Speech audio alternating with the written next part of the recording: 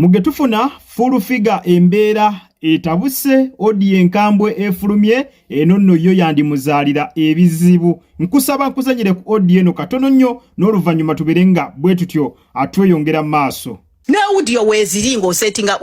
okutemula mu kapasita. Yes, kuba gwe kenyini gwe walioge gwe walio osettingira pastor oli omunyarwanda mbwajja muzalira ngoyagala makula bamugobe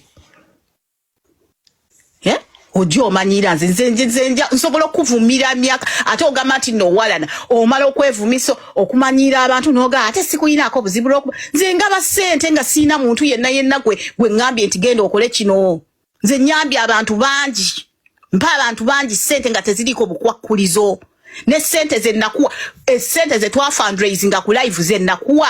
abantu bonna baliko ku live stream yange jeri ne ku YouTube ne ku Facebook we bate banajije jeri twasondera donors ya sente ne tuzimu akali akakadde kamu n'ekitundu mukazi gwe omukazi donors ya gendo tugamba bwafunyo emitwalo 10 esente zonna nozezibika kati abana bafango ni we bayombako nti no basonda milioni 4 okujjayo alien skin mu komera gwe nozezibika n'ogaana n'okumujjayo paka hamu we yawereza sente baba bachamu. Audio ye kyali mpanvu nnyo era nga ngenda kubeera nga njikumalirayo. Omukyalo oyo ye Emily Smith yewaddeyo okubeera nga akyata ebyama bya full figure naye ng'ekyebuzibwa ku luno omukyala full figure awona ebyama bino nga bikambwe akalimwana akasigaza ddala ku salt kankwongere ne ka audio katono nnyo subscribing atanaba nawe atana likinga video gena maaso boti oberenga ogirayikinga oba muntu kigwa atagambwako gwokerera ku buli muntu yenna gwe wesiba ku buli muntu yenna ate zitera nakuteekayo bintu naye abaana abanterayo content be batera okuteekayo ebintu ngeno okulaba ti ate onvuma ate ekiki ate bitya nze content woze nali bali bamuteekayo nga bamanyi eki nno oyinamu ne kugundi oli muntu mukyamu nnyo odda ku bantu n'obajja ofuna n'obasalako ebigambo nze mpa obukakafu nti nakuwako sente ezivuma Bobi Wine ompisizaako akalango nkubirako akalango onoonya abasajja babuze olw'ekirwadde ky'olina kwejja olina kunaaba weetaaga sabbuuni na kikongoliro ne bakukuuta mu nnabunyaayo ne bagikalakata ne bagikuuta ne bajjako eyo emmembe yonna ekyo ekivundu masira twala tugende byonna ne bivaako bye weetaaga okitegeera weetaaga sabbuuni si perfume zoga zinakuwa ngoloza zigenda kuwonya ekivundu tekisobola kuwonya kivundu mukazi gwe genda obugenzi onaabe bw'oba okunaaba kuganye nga n'ekirwadde ky'okuwunya kiganye genda weewase n'essaha okitegeera situmangako muntu yenna wenda nze sinze nina omumwa ogwani okiraba Linda, thank you so much. Omutegero n'omukazi gwati wajabukira wesibye ku haji omututte eggulu ng'omututte kati haji ng'otwala wache eggulu kiki kyagenda okukola eggulu omututte embo bino bamuwe sente balyoka ne bazibamma bwotyo wali otutte ne jobless billioni oyagala omwebakirako eggulu ke katibake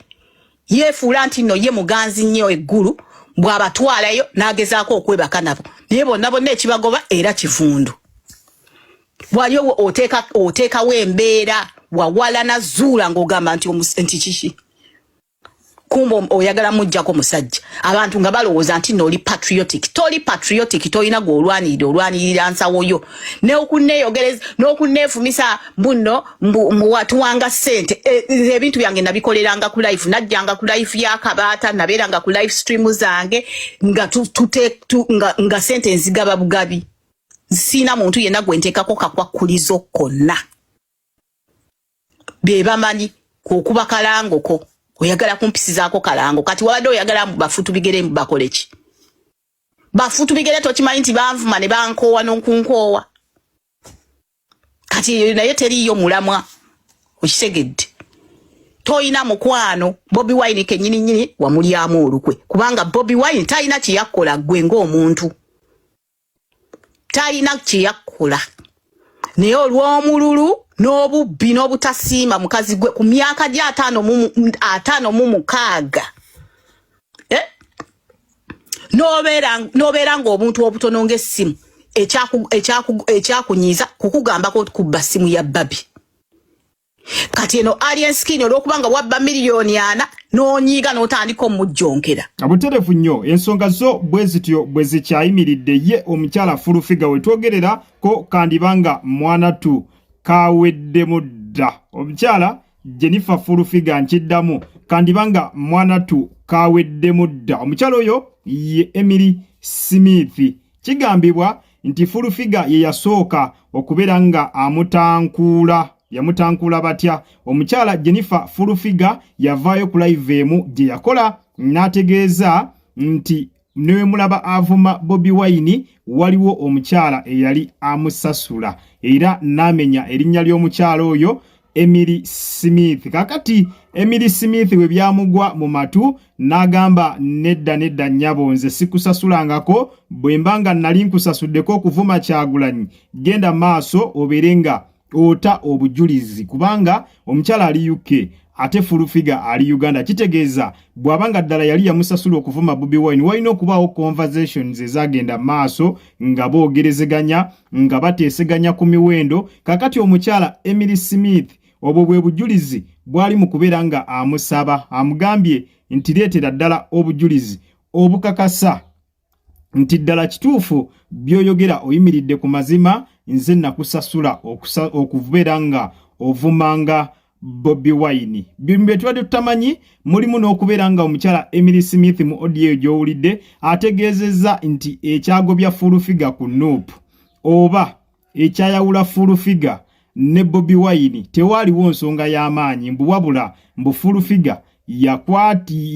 bamukwata essimu ya Babi oba yabba essimu ya Babi. Si bigambo byaffe, bigambo bya mukyala Emily Smith. Kansuubire aka audio kawulidde bulungi era osobodde okubeera nga mwana tukategeera bulungi. Ategeezezza mbu ekyamugobya ku Nuupu mbu yali yabba essimu ya Babi mbu era kyekyaleeta obuzibu. Tetusobola kiverify ngoba tetusobola kubeera nga tukikakasa kubanga mu busungu okimanyi bingi ebigambo ebiyitingana. Omuntu bw'aba anyiiza asobola okwogera ebigambo bingi n'alangira munne ebigambo bingi nga mu ebyo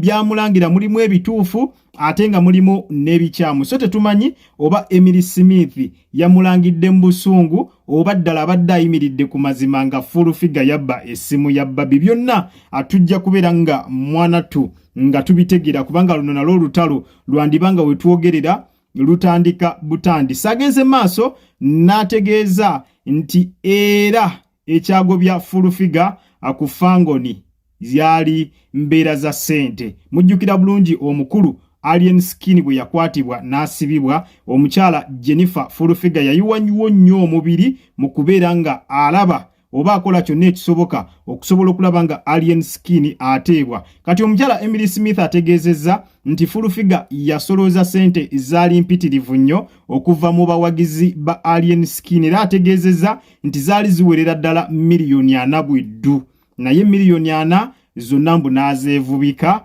era tebaafunako wadde yadde n'ekikumi. Waliwo n'ensonga za Donyasia nti bamusondera akakadde kamu n'ekitundu wabula omukyala yawa Donasia emitwalo mbu gyali 10 gyokka kakadde kamu n'ekitundu. Ekitegeeza mbu endala yazeezibika. Ensonga endala gyasinze okubeera nga mwanatu asimbako essira mu kubeera nga ata ebyama by'omukyalo ono Jennifer Furufiga y'ensonga ey'okubeera nti mbu Jennifer Furufiga yayina akakyala akanyalwanda ke yali apangira Pastor Bujingo. Bigambo bya mukyala Emily Smith si bigambo bya mukutu ogwa Jika Media, byogeddwa byonna omukyala Emily Smith mu audio eyo gy'ova okulabika nga mwanatu weewulirirako. Ategeezezza nti ono yali agala kwawula Pastor Bujingo ku Susan Makula mu mbeera mbwe y'okumupangira akanyalwanda mbu olw'okuba oli yali alemereddwa okubeera ng'amuzaalira kati mbu n'atandika omupangira akanyalwanda akasobola okubeera nga mwanatu kakola ki kamuzaalira. Nsonga zibadde nnyingi nnyo mbu mulimu n'enkwendala ze yali akola naye nga kyekibuzo kye twebuuza okusinziira ku audio eyo gy'owulidde bibanga ddala bituufu Furufiga omulimu anaagusigaza ku Soroti. katulinde tulabe wa gye binaggwera naye nga z'ensonga bwe zityo bwe zikyayimiridde zikutte wansi ne waggulu odieyo kansubira osobodde okubeera nga mwanatu ogyewulirirako ku mukutu Jika Media kwobadde nkusaba subscribe nga atanaba like nga video tubirenge ekintu tukikwasaganya malidadi sana kale munzikirize mberekereze